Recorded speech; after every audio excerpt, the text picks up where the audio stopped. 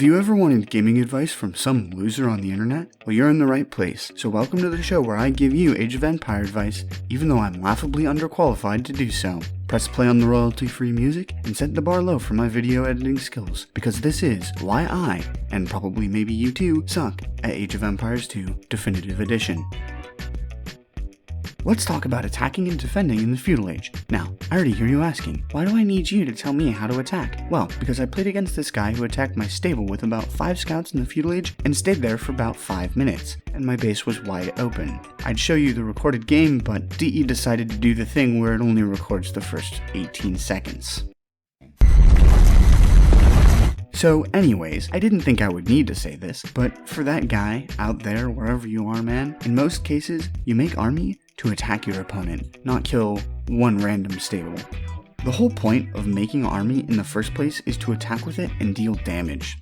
Now that's a lot of damage!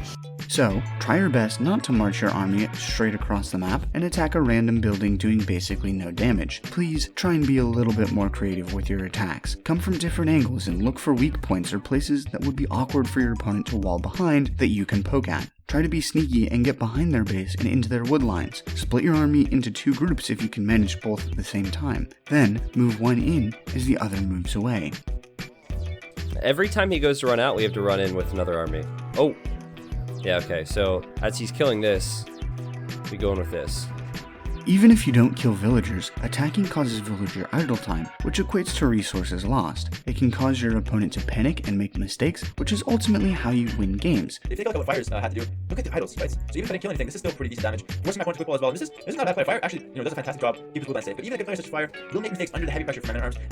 So attack, and remember to have your production buildings rally points forward. That way, your new units join the fight as fast as possible, which will help mitigate the defender's advantage. Just be wary that they aren't being cut off by enemy units. Remember that the whole point of learning and executing build orders is to allow you to attack your opponent as soon as possible, or to get a technology or economy advantage that can be used to attack later, but with a more powerful army.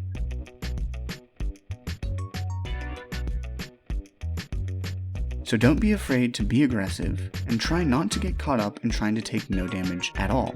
If you're doing more damage to your opponent than they're doing to you, you're still winning. So don't be afraid to take risks, be aggressive, sneaky, and unpredictable, and split your army to make your attacks a whole lot more effective. Sometimes though, you can't always be the aggressive one. When you're trying to defend yourself, make sure you know exactly what army your opponent has and where they're going to attack you with it. One big surprise can cost you the game very quickly when you're playing defense. For instance, 5 scouts you didn't know about killing all your skirmishers, or a hole in the wall you didn't notice. Wait, hole where?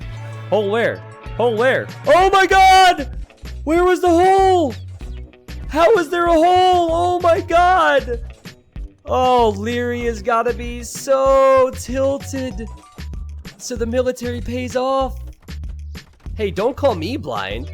Call Leary blind. I guess it's just my emote. Oh, that hurts so much. Remember though, when you're defending, you're not attacking. And if you're not attacking, you don't have map control, you don't have good map vision, you aren't putting pressure on your opponent, and you're one mistake away from a game over. So in many cases, best offense is a good defense, am I right?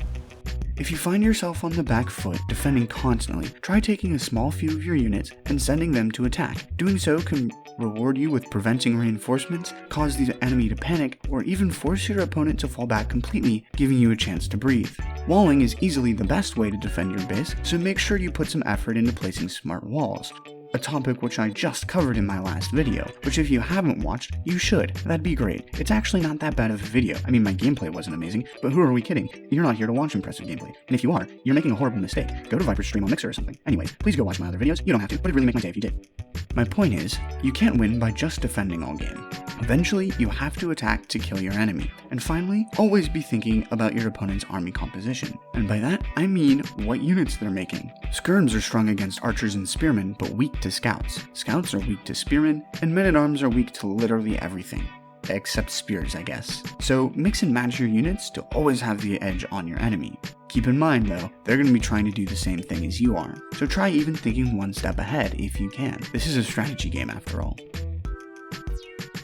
So to recap, Put those build orders to good use by attacking efficiently, splitting your army, remembering to reinforce, and to be sneaky about where you attack. And when you're on defense, keep a careful watch over your opponent, send counterattacks if you can, and as always, amazing learn.